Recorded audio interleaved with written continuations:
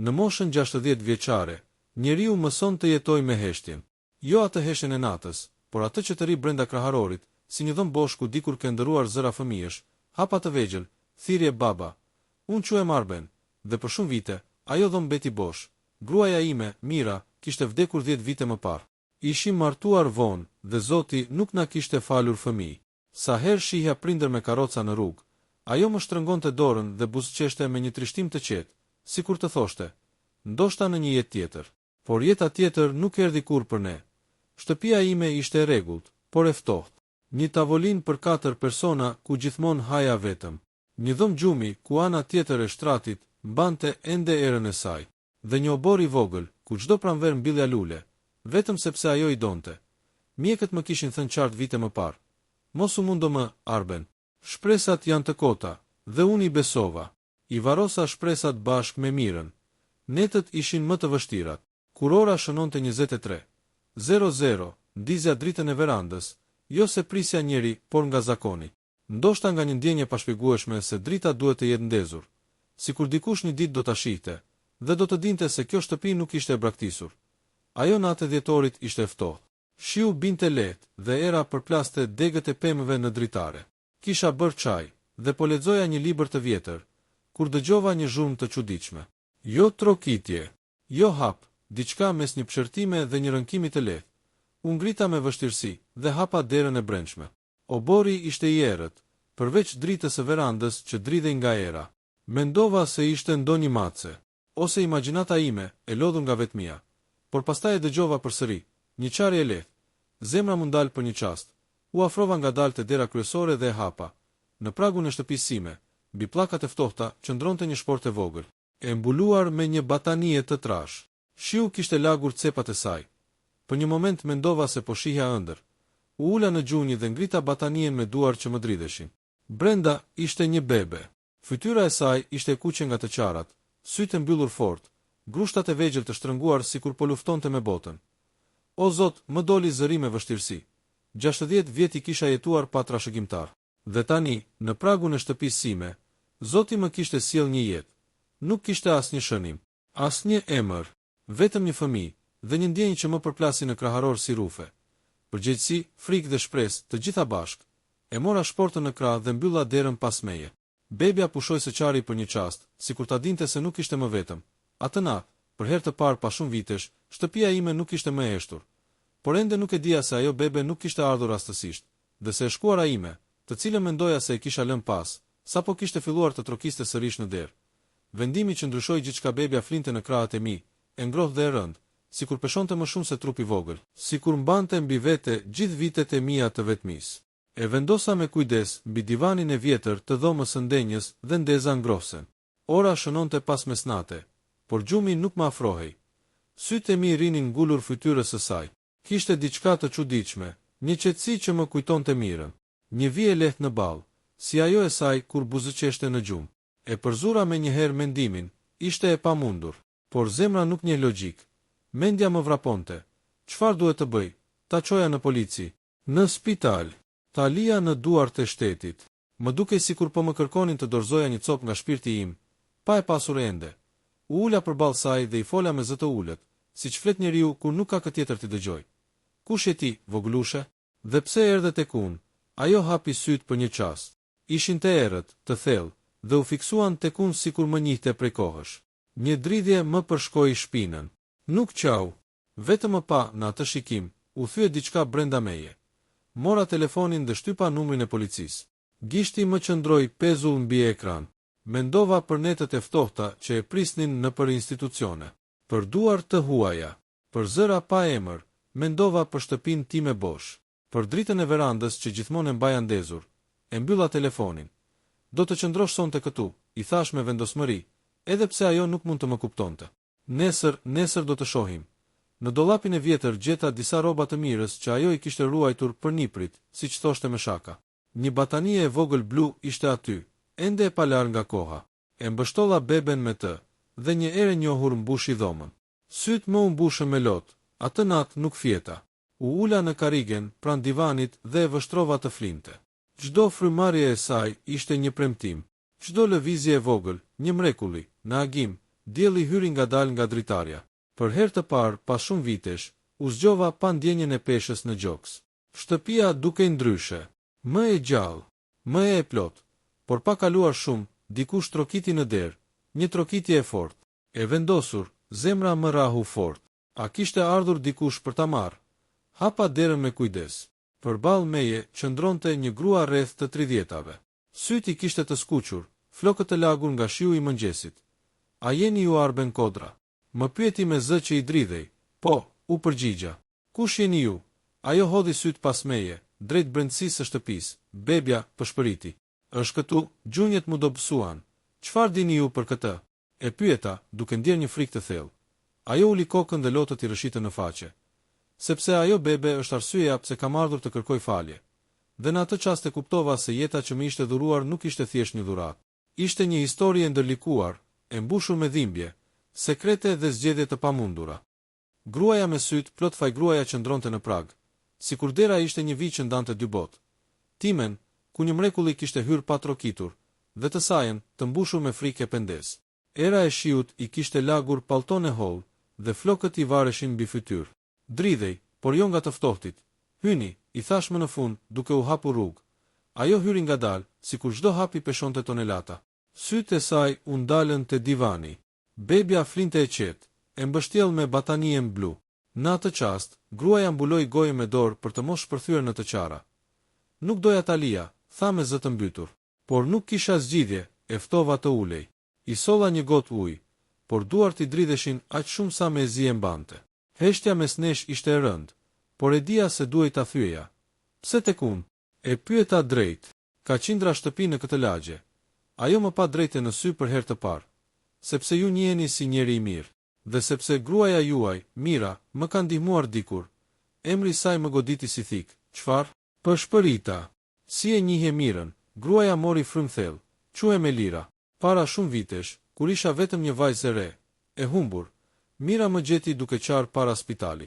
Ishte natë, askush nuk më shihte. Ajo më mori në shtëpinë tuaj për një javë. Më dha ushqim, më dëgjoi, nuk më gjykoi, mu ersuan syt. Mira kishte qenë gjithmonë kështu, e butë, e heshtur në të mirën e saj.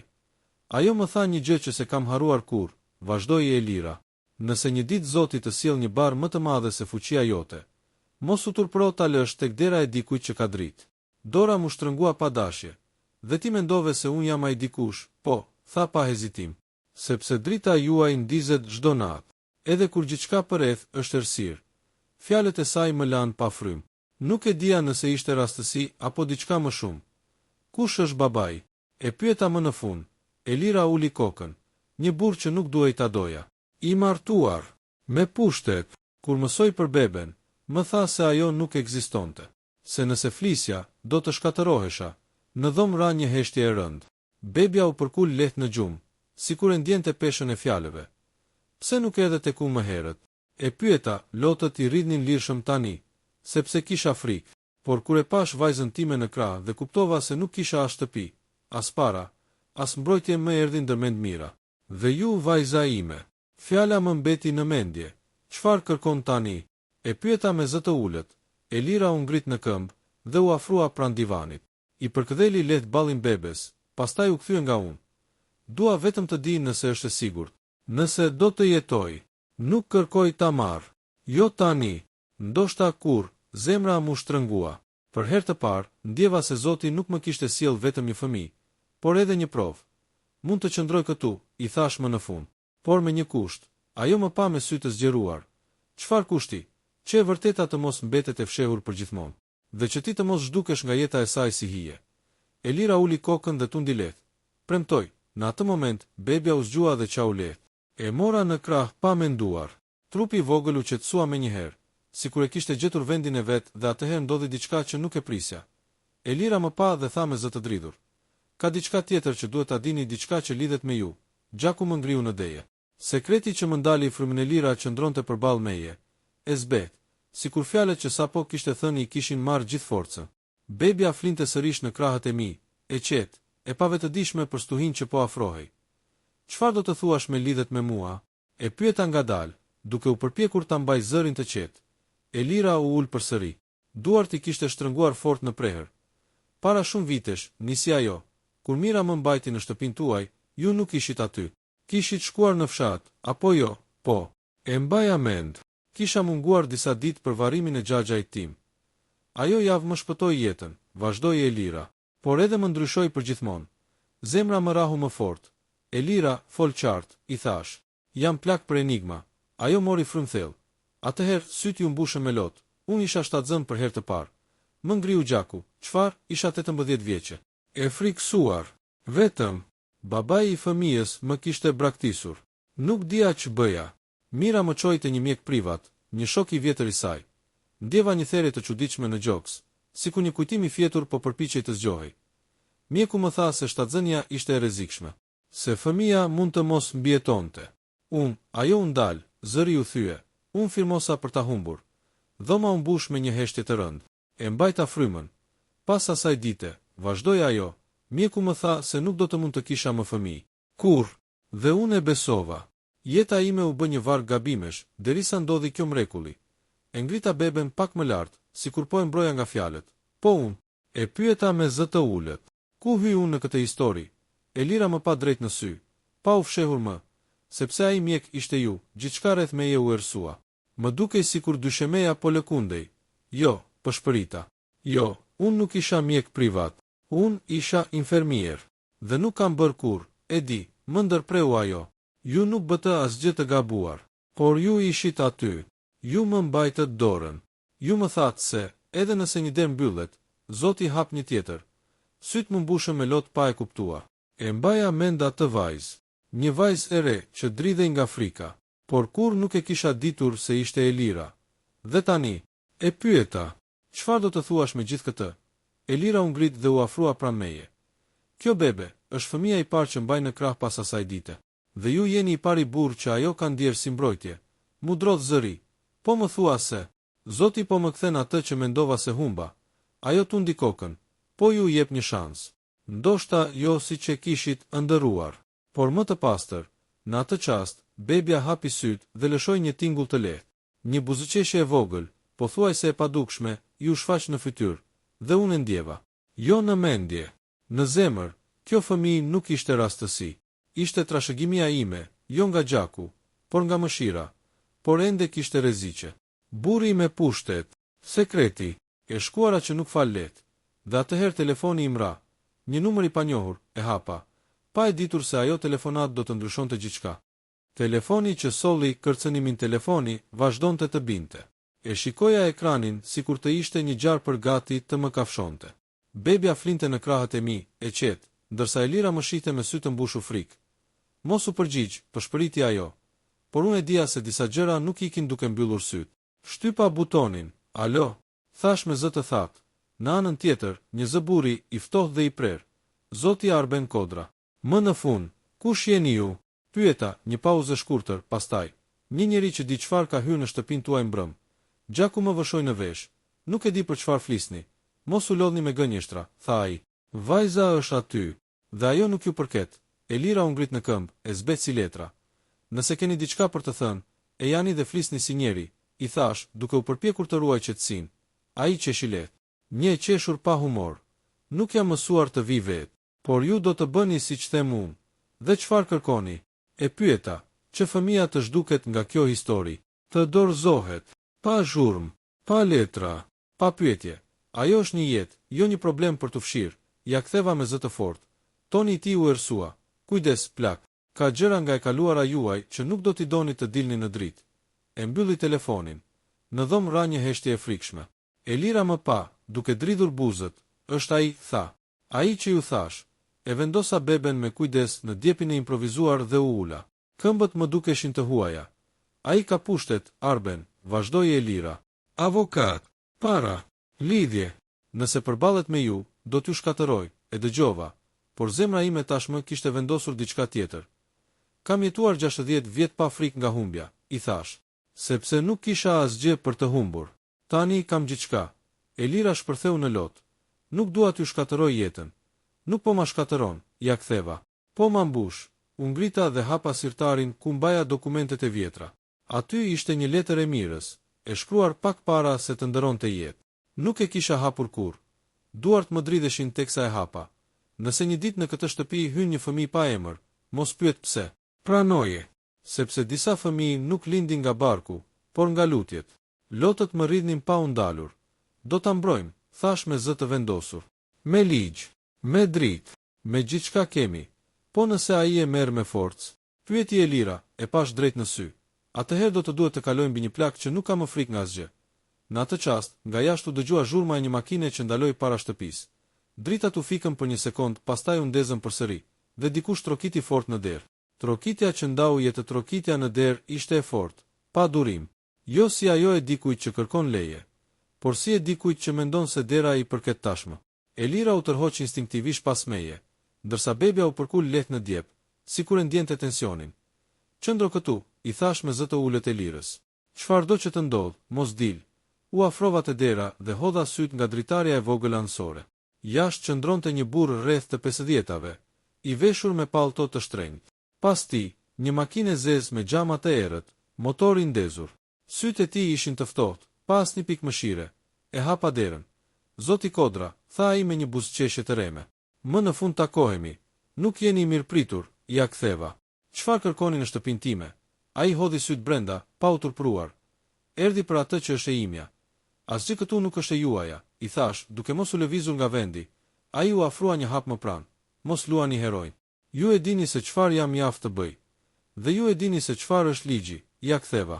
Nëse keni ndonjë pretendim, bëjeni përmes institucioneve. Ai qeshi shkurt, ligji, sytë i shndërruan në dy thika. Ligji përkulet kur unë flas. Në atë çast, Elira doli nga prapa meje, e zbeth por e vendosur. Mjaft, tha. Nuk do ta prekësh vajzën time. Burri u kthye ngadalë drejt saj. Ti duhet të ishe zhdukur, i tha ftohtë. Jo të sillet telashe. Ajo nuk është telashe, ndërhyra. Është një fëmijë. Ai më pa drejtë në sy. Atëherë zgjidhni, ose e dorëzoni tani, ose e merr shtetin nesër. Me akuza, me hetime, me turp, zemra mu drodh, por fytyra më mbeti e qetë. Bëni çfarë të doni, i thash. Unë nuk dorëzoj jetë. Për një çast mendova se do të më godiste. Grushti i tij u shtrëngua, por u ndal. Keni bërë gabim të madh, plak. Ai u kthye, hipi në makinë dhe u largua pa thënë më asnjë fjalë. Zhurma e motorit u zhduk në rrugën e lagjes. Elira u ul në karrige, e shkatëruar. Ai nuk do të ndalet, tha. Kur e mora beben në krah. Ajo u qetësua menjëherë, sikur kraharori i mishte streha e saj natyrore. Atëherë as ne nuk do të ndalemi, i thash. Në atë moment mora një vendim që nuk kishte kthim pas. Nesër në mëngjes shkojmë te avokati.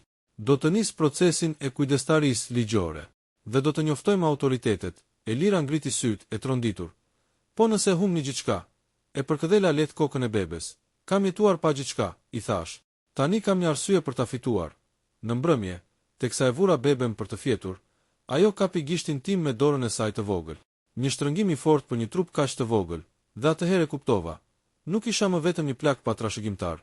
Isha baba, edhe nëse bota nuk e pranonte ende. Por betejë e vërtet sapo kishte filluar. Gjyqi i zemrës mëngjesi erdhi i rënd, pa diell. Qielli mbi qytet ishte gri, sikur edhe ai po mbante frymën për atë që do të ndodhte. Elira nuk kishte fjetur gjithë natën. As unë. Bebja, përkundrazi, flinte e qetë, sikur besonte verbërisht se dikush do ta mbronte. Avokati quhej Mentor Dervishi, një burr rreth të 60-tave, me sy të mprehtë dhe zë të matur. Kur i tregova gjithçka, ai heshti për disa minuta, pastaj tha: "Nuk do të jetë lehtë, por është e drejtë." Kërkesa për kujdestari të përkohshme u dorëzua po atë ditë. Paralelisht, u bë edhe njoftimi zyrtar për gjetjen e fëmijës dhe kërcënimet. Emri i burrit me pushtet nuk u shkrua ende, por hija e tij ndihej në çdo letër. Dita e parë e seancës erdhi më shpejt se që prisja. Salla e gjyqit ishte e ftohtë, me mure të larta dhe karrige druri që kërcisnin. Elira u ul pranë meje. Duart i kishte të lidhura fort. Bebja ishte lënë përkohësisht me një infermiere sociale jashtë salle. Zemra më rrihte sikur po më nxirej nga kraharori. Kur ai hyri, e gjithë salla u drodh. I veshur me kostum të errët, me 2 avokat pranë. Askush nuk e thiri me emër, por të gjithë e dinin kush ishte. Gjykatësja, një grua rreth të 40-tave, nisi seancën me zë të prerë. Kemi të bëjmë me kujdestarinë e një të miture të braktisur, avokati i tij foli i pari. Fjalë të bukura, akuza të ftohta. Klienti im dyshon se fëmia po mbahet ilegalisht nga një person i moshuar. Me shëndet të brisht, kundështoj, u ngrit mentori. Ky person i moshuar ka ofruar stre, dashuri dhe siguri, ndërsa klienti juaj ka ofruar vetëm frikë. Gjykatësja kërkoi qetësi. Pastaj erdhi radha e Elirës të fliste. Ajo u ngrit, këmbët i dridheshin. Po, unë e lash fëmijën, tha me zë të thyer, por jo nga mungesa e dashurisë, nga frika. Dhe frika kishte emër, ajo e përmendi. Për herë të parë publikisht, në sallë ra një murmurim. Burri me pushtet shtrëngoi nofullën. A e doni fëmijën tuaj? E pyeti gjykatësja. Elira shpërtheu në lot. Çdo frymarrje e saj është zemra ime. Por sot, po kërkoj që ajo të rritet atje ku ka dritë, jo frikë. Sytë e gjykatëses u ndalën tek unë. Zoti Kodra, pse po e merrni këtë barë në këtë moshë, unë ngrita ngadalë. Sepse gjithë jetën time kam pritur një zë që të më thëras baba, dhe sepse kjo fëmijë më gjeti, jo unë atë heshtje. Gjykatësja shpalli vendimin e përkohshëm. Kujdestaria jepet Arben Kodrës, deri në përfundim të hetimeve të plota. Burri me pushtet u ngrit me inat dhe doli pa kthyer kokën. Kur e mora beben në krah pas seancës, ajo lëshoi një tingull të vogël, sikur po qeshte. Por mentori u afrua dhe më tha me zë të ulët, fitore e parë, Arben.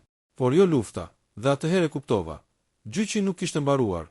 I vërteti sapo kishte filluar brenda nesh. Sakrifica që nuk shije ditët pas gjyqit nuk sollën qetësi. Sollën heshtje. Dhe heshtja ishte më e frikshme se kërcënimet. Askush nuk trokiste më.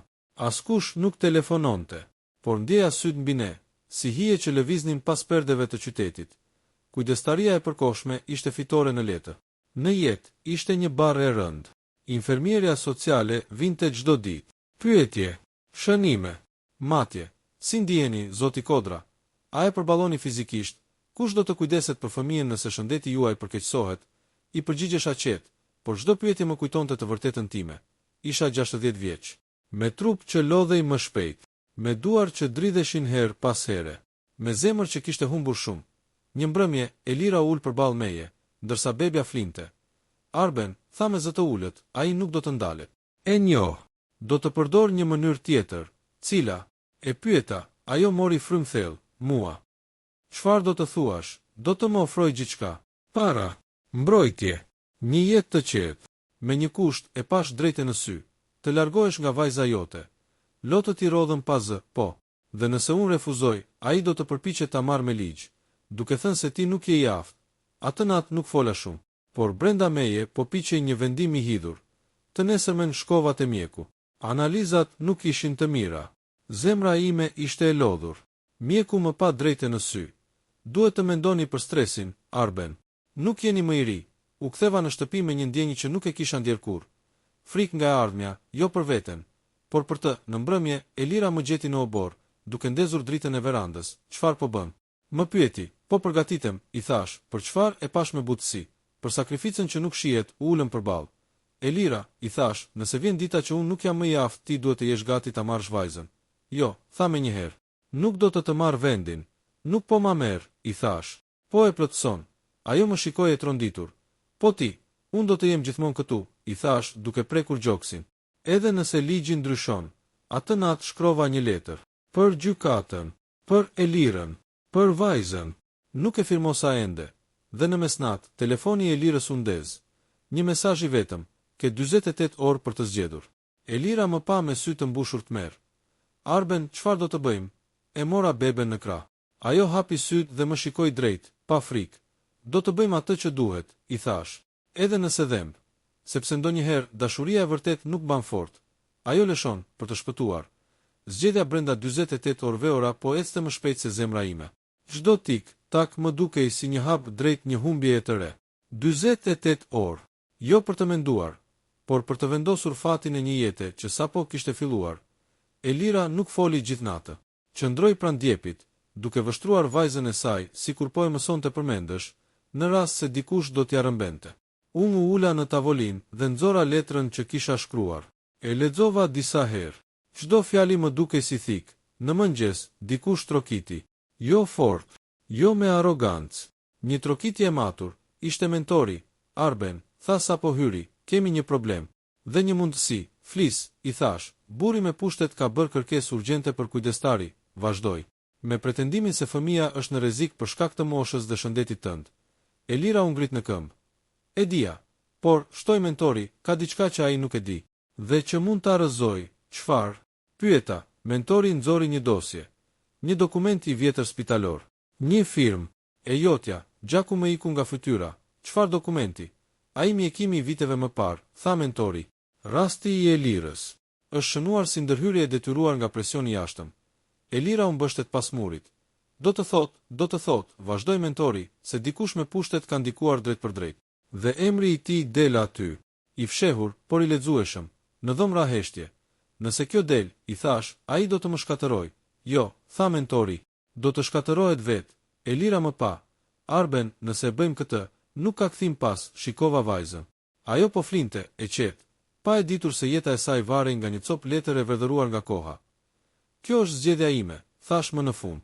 Jo vetëm për të, por për të gjitha jetët që ai ka shkelur. Vendosëm të mos presim 48 orë. Të veprojmë. Dosja u dorëzua te prokuroria. Media u njoftua në mënyrë diskrete. Hetimi nisi menjëherë. Në mbrëmje, telefoni i Elirës ra përsëri. I njëjti numër. Ajo e hapi në altoparlant. Çfarë keni bërë? Bërtiti zëri i tij. Tashmë i qarë nga paniku. A e dini kë po prekni? Po, ju përgjigja unë qetë. Një njeri që ka frikë nga e vërteta. Telefonata u mbyll me zhurmë. Por fitoria kishte çmim. Të nesërme në mëngjes, ndërsa po përgatisja qumshtin e vajzës, më ra një dhimbje e fortë në gjoks. Më ra filxhani nga dora. Elira vrapoi drejt meje. Arben, gjithçka u ersua, kur hapa syt, isha në spital. Tuba, dritat e bardha. Një zë i largët. Ai pësoi një infarkt të lehtë e mendova vetëm një gjë. A është ajo mirë? Dera u hap ngadalë. Elira hyri, me vajzën në krah. Është këtu, më tha me lot në sy. Dhe po të pret, e shtrëngova dorën e saj. Nëse nisa të flas, mos, më ndërpreu. Ende jo, por unë e dija. Beteja kishte marrë gjakun e saj, dhe fundi po afrohej. Trashëgimia që nuk vdes spitali, kishte erën e antiseptikut dhe heshtjes së rënd. Zemra ime rrihte më ngadalë tani, e lodhur, por ende këmbëngulse. Mjekët thanë se kisha pasur fat, edhe pak dhe nuk e përfunduan fjalin. Nuk kishte nevojë. Nga dritarja shija qytetin që vazhdonte jetën. Pa e ditur se për mua, gjithçka kishte ndryshuar.